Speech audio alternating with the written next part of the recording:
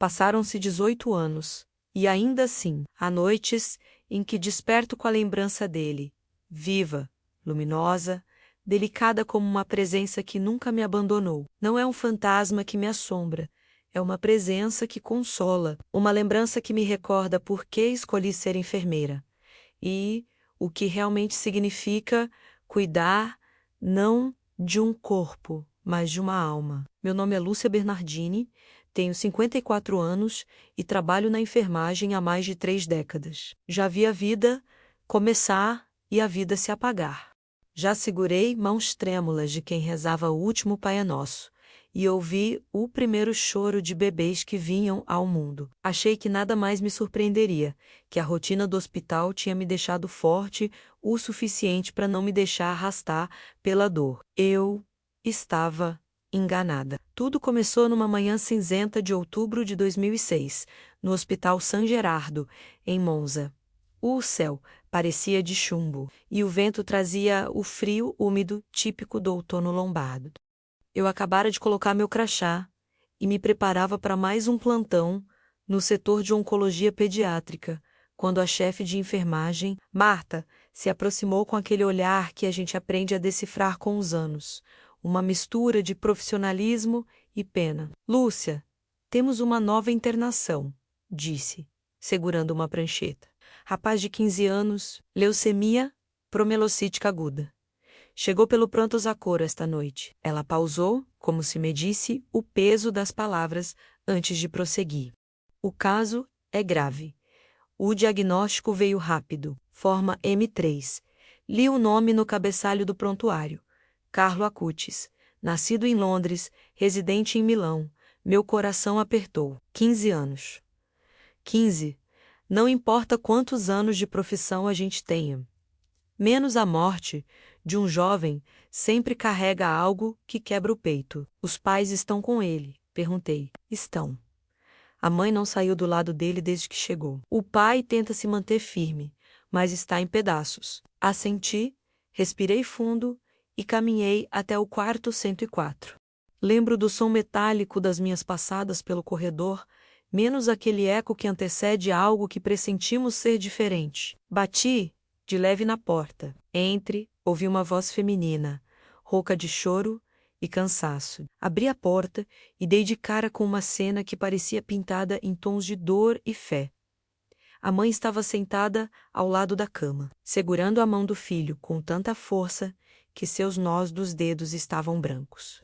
Tinha os cabelos presos, num coque mal feito, e os olhos avermelhados. Mas o que mais me marcou foi a expressão. Não era de desespero, era de vigília, uma espécie de amor militante, o olhar de quem não se permite fraquejar porque o filho precisa. Ao lado dela, um homem calado. O pai menos mantinha as mãos cruzadas e olhava fixo para o chão. Aproximei-me devagar. Sou Lúcia, enfermeira do setor. Estarei com vocês durante o plantão. A mãe se levantou, estendendo a mão com gentileza exausta. Eu sou Antonia. Este é meu marido, Andrea. Cumprimentei os dois, mas foi ao me virar para a cama que o tempo pareceu suspender-se. O rapaz de 15 anos me observava com uma calma que me desarmou. Não havia medo, nem revolta, nem aquele olhar perdido que costumo ver nos jovens que recebem diagnósticos assim. Havia serenidade. Bom dia, Carlo. Falei suavemente. Como você está? Ele sorriu de um jeito leve, quase brincalhão. Já estive melhor, mas poderia estar pior. Tentei sorrir de volta, sem saber o que responder. O otimismo ajuda menos, comentei. Ajustando o lençol, ele me olhou, sério, mas sem tristeza. Não é otimismo. É verdade. Existem coisas mais importantes do que o que sinto agora. Aquela frase ficou reverberando em mim. Como um menino de 15 anos, enfrentando uma leucemia agressiva, podia falar com tamanha paz? A mãe passou a mão pelos cabelos dele, dizendo: Carlo, agora precisa descansar. Eu estou descansando, mãe, respondeu com doçura. Depois olhou para mim. Aqui tem capela, não é? Tem sim, no térreo, respondi surpresa. Por quê? Porque queria ir à missa, queria receber a Eucaristia. É possível? Virei-me para os pais, pedindo confirmação com o olhar. O pai assentiu. Carlo é muito devoto da Eucaristia. Menos explicou Antonia. Criou até um site sobre os milagres eucarísticos do mundo aos 15 anos. Perguntei, incrédula. Desde os 7 ele vai à missa todos os dias, disse a mãe, com uma mistura de orgulho e dor.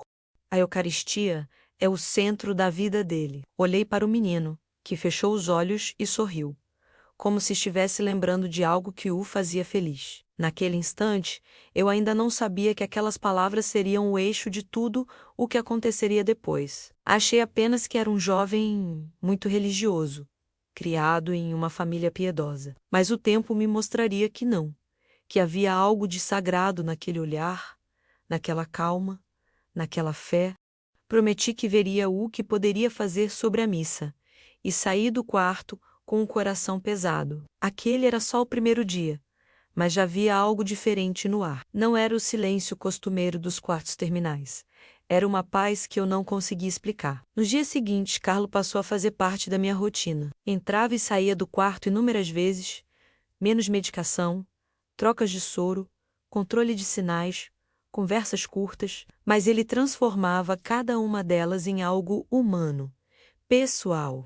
Mesmo nos piores dias, me recebia com um sorriso. E aí, Lúcia, como está o hospital hoje? Deveria ser eu quem pergunta isso. Eu dizia rindo, mas você parece mais interessado em saber dos outros do que em falar de si.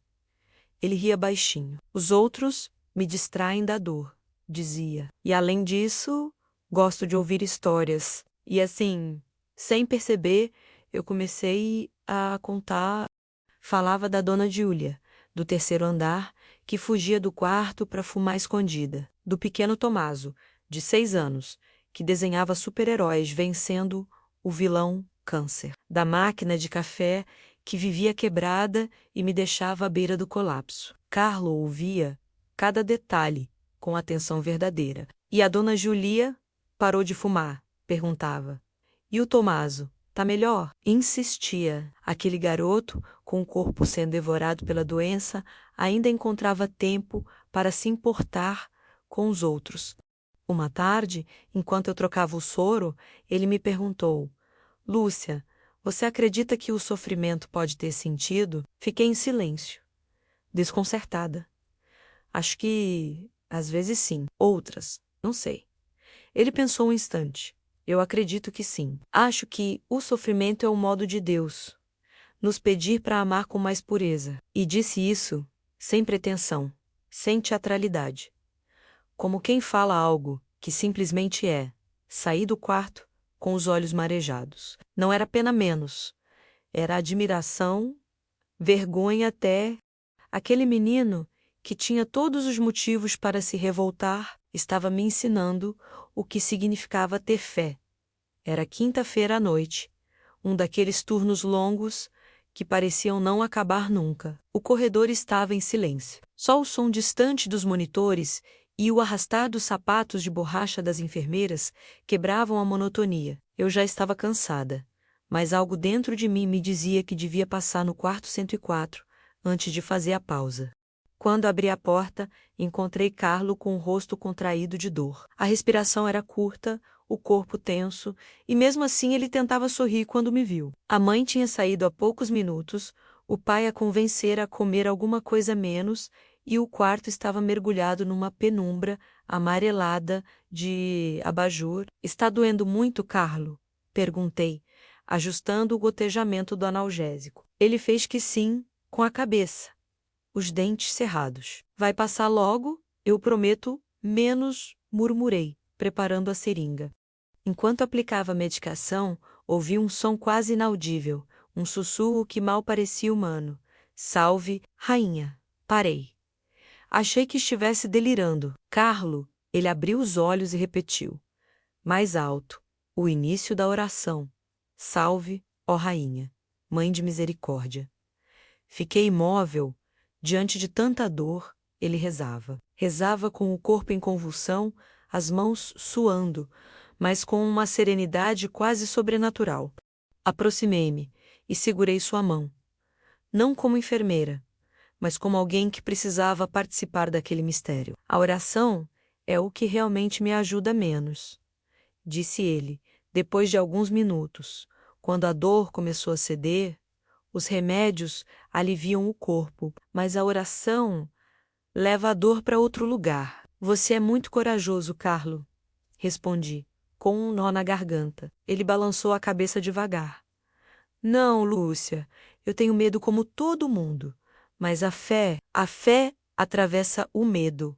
Ela não o apaga, só atravessa. Fiquei muda. Aquelas palavras me atravessaram como uma agulha fina e certeira. Quantas vezes nos corredores do hospital eu havia rezado mecanicamente, pedindo forças, mas sem acreditar de verdade. Carlo, um menino, dizia aquilo com a convicção de um santo. No dia seguinte, sexta-feira, ele parecia mais sereno. Conseguimos, finalmente, organizar para que um sacerdote viesse celebrar a missa no hospital. Quando contei a novidade, seus olhos se iluminaram de um jeito que jamais esquecerei.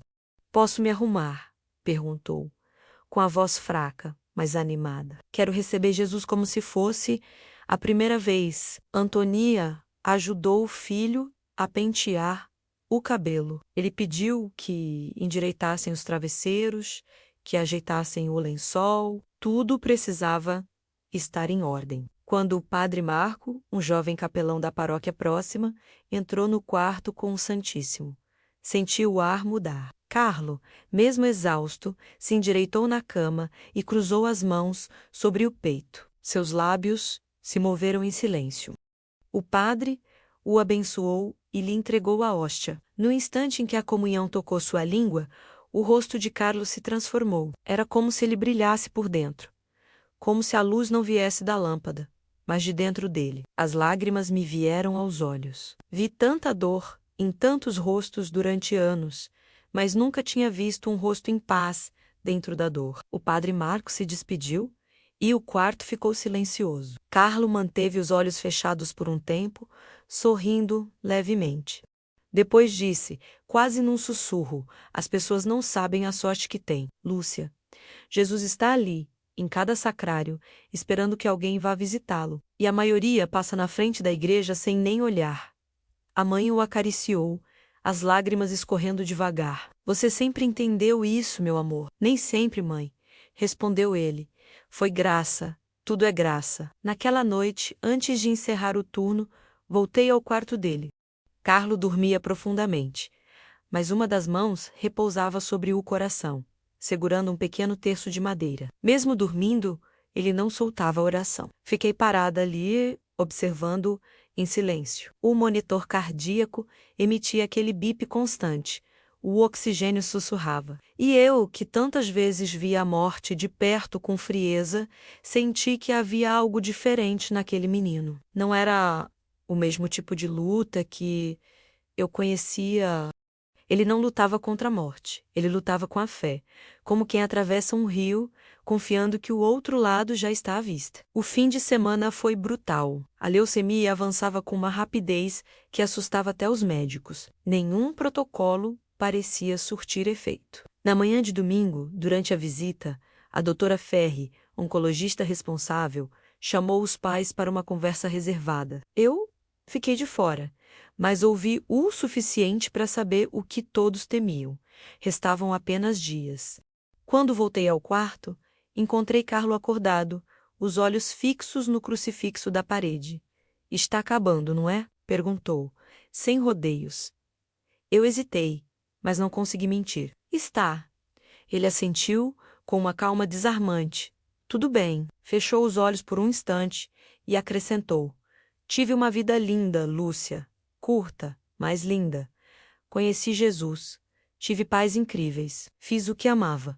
Agora vou encontrá-lo de verdade. Fiquei ali, tentando engolir o choro. E você não tem medo? Perguntei. Tenho. Da dor, um pouco. Mas o que vem depois, não. Sorriu fraco. Tenho uma curiosidade santa. Sabe, quero ver como é o céu. A mãe entrou no quarto com uma xícara de chá, e ele rapidamente recompôs o semblante, sorrindo para ela. Oi, mãe linda! Como você está, meu amor? Bem, mãe, estou bem. Aquela serenidade me confundia. Eu queria acreditar que era efeito dos remédios, que ele não percebia o que acontecia, mas era o contrário. Carlo entendia tudo, talvez melhor que qualquer um de nós. Naquela tarde, recebeu visitas, amigos, colegas de escola, catequistas, vizinhos. O quarto 104 parecia um pedacinho de paróquia. Mesmo exausto, ele fazia questão de cumprimentar cada um, ouvir, consolar. Quando Filippo, seu melhor amigo, entrou tímido, sem saber o que dizer, Carlo o recebeu com o mesmo entusiasmo de sempre. Você veio. Que alegria! E, com humor leve, perguntou: Ainda está apanhando em matemática? Os dois riram. Por alguns minutos, o quarto se encheu de normalidade. Era como se a morte tivesse sido convidada a esperar do lado de fora. Quando Filippo saiu, chorando, me perguntou no corredor: Como ele consegue? Eu não soube responder. Apenas disse: Acho que ele já vive com um pé no céu. Na segunda-feira à noite, o clima no hospital era pesado. Todos sabíamos que se aproximava o fim. Carlos estava mais fraco, a respiração entrecortada, mas os olhos ainda brilhavam. O padre Marco voltou e juntos fizemos orações baixas. A presença dele enchia o quarto de uma quietude reverente. Em certo momento, Carlo olhou para os pais e disse, com a voz quase apagada, mas clara: Mãe, pai, não fiquem tristes. Eu vou para Jesus. É lindo. Eu não morro. Eu nasço. Antonia desabou, encostando a cabeça na cama, enquanto Andrea a abraçava em silêncio. Mãe, eu ofereço tudo, menos, continuou Carlo. Toda a dor, todo o sofrimento. Ofereço pelo Papa, pela Igreja, pelos que duvidam. Vale a pena, mãe. Vale absolutamente a pena. Foi nesse instante que entendi o que ele queria dizer quando falava em oferecer. Não era figura de linguagem. Era entrega literal, total. O padre Marco o ungiu com o óleo santo. Enquanto fazia a oração, senti nitidamente que o ar do quarto se tornava diferente, menos, mais leve, quase perfumado. Carlo acompanhava cada palavra, movendo os lábios em uníssono. Quando o padre terminou, ele apenas murmurou: Obrigado. As horas seguintes transcorreram num silêncio de igreja. Era madrugada, e a enfermaria parecia suspensa entre o céu e a terra. O relógio marcava pouco depois das 3, quando Carlo abriu os olhos e sussurrou, quase inaudível: Mãe, estou feliz por morrer, porque vivi sem desperdiçar um só minuto com o que não agrada a Deus. Antonia o estreitou nos braços, o rosto banhado em lágrimas, e ele acrescentou: Pai, cuide dela e continuem rezando. A oração é tudo. Andrea apenas o abraçou.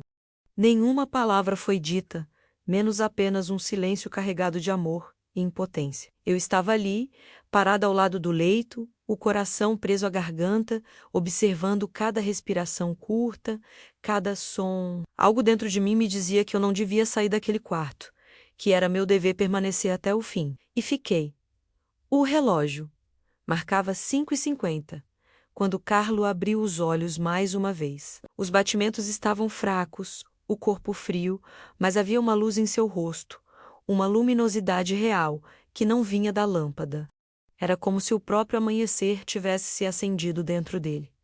Mãe, disse ele, com voz leve, quase infantil, o céu está se abrindo. Aquelas foram suas últimas palavras. Ele sorriu, um sorriso tão sereno, tão puro, que parecia desafiar a própria morte. E então, suavemente, expirou. Eram 6h15 da manhã, 12 de outubro de 2006. O silêncio que se seguiu foi absoluto. Nenhum monitor, nenhum alarme, nada. Só o som contido do choro de Antonia, ajoelhada ao lado da cama, e o murmúrio do padre Marco, recitando uma prece. André abraçava, e eu, incapaz de mover um músculo. Fiquei olhando aquele rosto adolescente agora imóvel, e paradoxalmente mais vivo do que nunca. Vi muitas mortes, mas nunca uma como aquela. Carlo não partiu em agonia, não se despediu com desespero. Ele entrou na eternidade sorrindo. Passei o resto do turno como num transe. O corpo fazia o que precisava menos anotar, higienizar, registrar menos. Mas a alma estava em outro lugar. Quando finalmente cheguei em casa naquela manhã, sentei-me no sofá e chorei. Não de tristeza apenas, mas de uma emoção que eu não sabia nomear. Algo em mim tinha se quebrado, e ao mesmo tempo, algo tinha nascido. Nos dias seguintes, a imagem dele não saía da minha cabeça. Eu me pegava revendo cada palavra, cada gesto, cada sorriso. A fé atravessa o medo, ele tinha dito. E de repente, tudo que eu acreditava saber sobre fé parecia pequeno, insuficiente, teórico. Voltei a trabalhar, é claro. Outros pacientes chegaram, outros partiram. Mas nada era igual. Sempre que eu entrava em um quarto, pensava, como o Carlos reagiria, o que ele diria, e, sem perceber, comecei a mudar. Eu, que ia à missa apenas no Natal e na Páscoa, comecei a ir todos os domingos. Depois, às quartas. Depois, sempre que podia, não por obrigação menos, mas por saudade. Saudade daquela luz que vi no rosto dele ao receber a comunhão. Queria entender o que ele via ali, o que o fazia viver e morrer com tanta paz. Com o tempo, compreendi. Carlo não era um prodígio místico, nem um menino fora da realidade. Ele era especial porque acreditava de verdade. Acreditava que Jesus estava vivo na Eucaristia. Acreditava que o sofrimento podia ter sentido. Acreditava que morrer não era o fim, mas o começo. Essa fé, tão simples e tão radical, transformou tudo. Transformou o hospital em igreja, a dor em oferta, o fim em início. Anos se passaram. Ouvi falar da abertura da causa de beatificação. Li artigos, vi reportagens, ouvi testemunhos. A cada nova história, meu coração se enchia de algo que misturava orgulho e reverência. Mas eu nunca contei a minha história. Não porque alguém tivesse pedido silêncio menos, mas porque parecia algo sagrado demais para ser dito em voz alta. Até que chegou outubro de 2020. Eu estava em casa, sozinha, assistindo à televisão, quando vi a transmissão da beatificação de Carlo Acutis em Assis. A câmera mostrou o relicário, o rosto sereno da mãe, a multidão de jovens cantando. E então o nome dele ecoou pela basílica. E eu chorei. Chorei como se um pedaço da minha própria vida estivesse sendo canonizado. Chorei porque o mundo finalmente via o que eu tinha visto com meus próprios olhos. Que a santidade não é um ideal distante, mas uma possibilidade real. Porque eu estive lá, eu vi a santidade de perto. Vi um garoto de 15 anos oferecer a própria dor pelo mundo. Vi um corpo fraco irradiar fé como um farol. Vi um sorriso que venceu a morte. Desde então, todos os anos, no dia 12 de outubro, eu acendo uma vela em casa. Não no hospital. Em casa, no meu quarto. Diante de uma pequena estampa de Carlo que guardo no criado mudo. Falo com ele. Conto sobre o hospital, sobre os novos pacientes, sobre os dias difíceis.